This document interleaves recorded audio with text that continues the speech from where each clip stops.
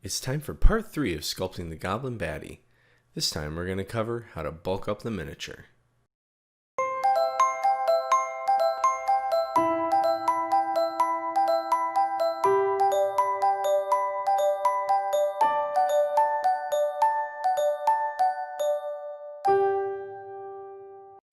I wanted to take a moment of your time to tell you about my upcoming Kickstarter, The Goblin Menace, which launches in just over a week on October 15th, 2020. This set of fun and quirky goblins has been designed to bother, irritate, and annoy adventurers and armies alike.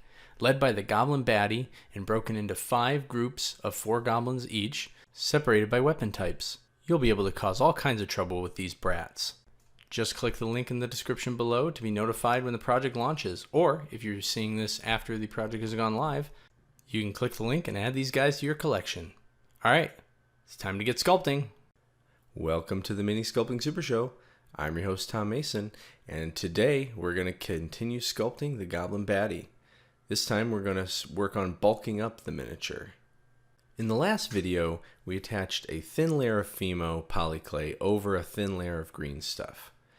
At this point, all of that has cured. The green stuff is cured, but the layer of Fimo on top is still uncured. It has fused with the green stuff, so shouldn't pop off of your armature wire. And now we can start just adding clumps of clay.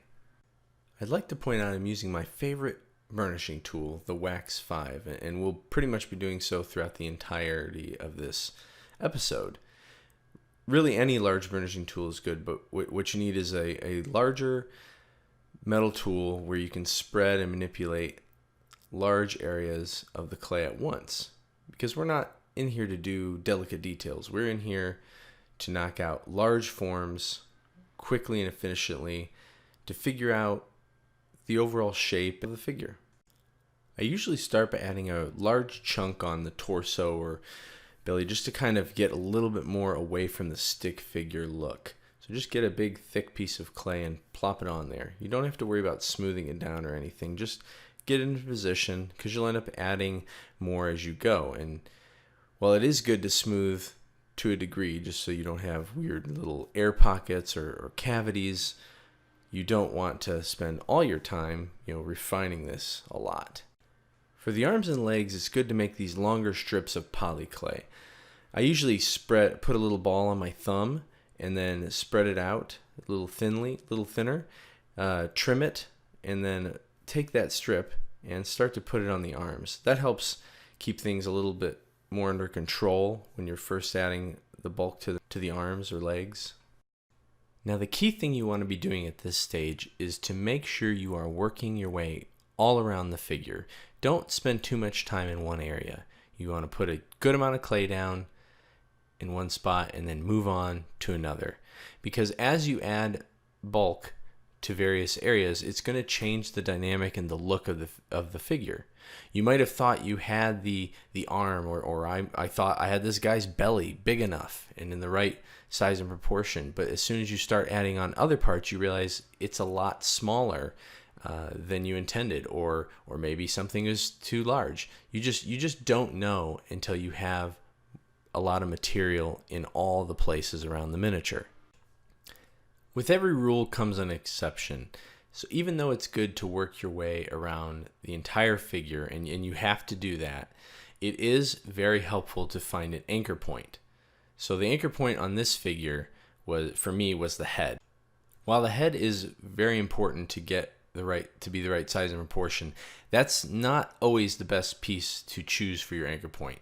I did in this case because the Goblin Baddie's head is really big. It's a very prominent element of the figure, and I have to base all the other proportions off of that.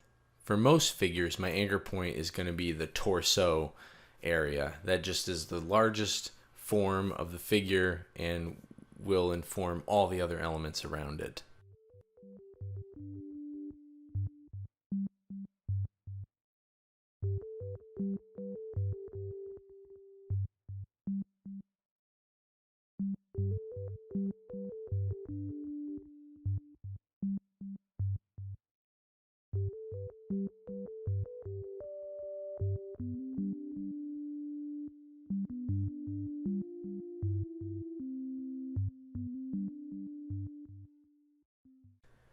At this point, I have the whole form bulked up.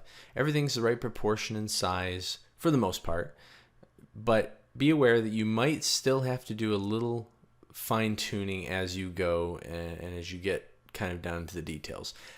Also, if you do have any sort of scale reference, whether it's a piece of concept art or another figure you're referencing, you should definitely be checking your sizes and proportions against that. That's something you really need to be doing throughout the whole process of bulking up your figure. It will help cut down on a lot of the trial and error and guesswork of whether or not you're hitting those proportions. Alright, back to getting ready for the details. Before you start any of the details, this is a good time to actually start going through your whole figure and just start smoothing things out.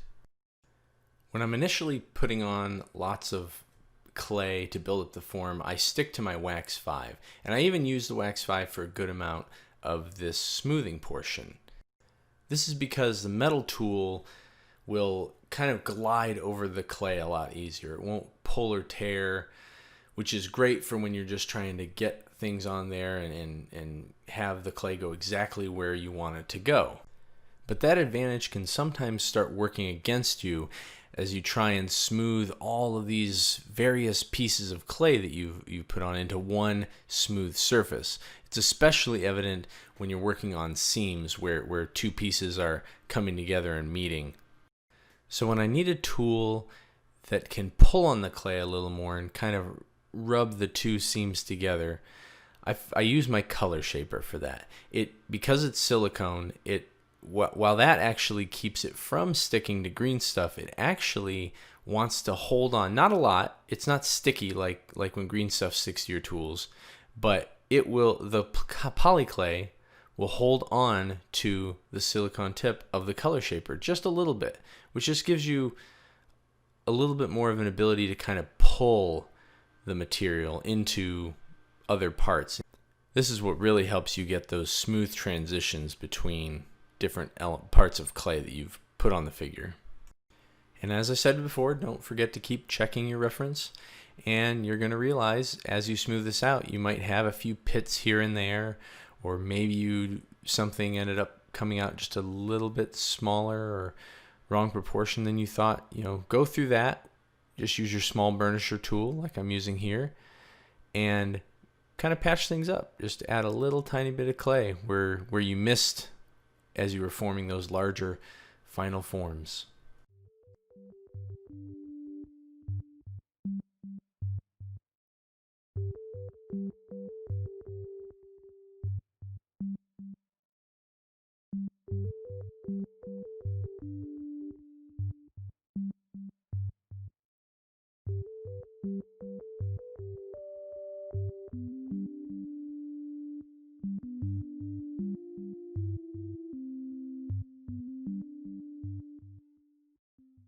One final tip I wanted to add about working with color shapers and polyclay. Because it grabs and pulls at the polyclay, sometimes it can be too aggressive, and if you go too hard, it will actually tear at the clay and wreck all your smoothness. So one thing that I do to just get that extra little smooth movement over the clay is I touch the tool to my nose. The little bit of grease on your nose is just enough lubricant to help the tool glide right over the polyclay. That's it for this one. Until next time, keep sculpting. Thanks for watching the Mini Sculpting Super Show. If you'd like to learn more about sculpting miniatures, subscribe and hit the notification button so you can find out whenever I post a new video, or check out some of the other videos on screen. If you'd like to support the show, check out my Patreon or head on over to my web store at thetommason.com.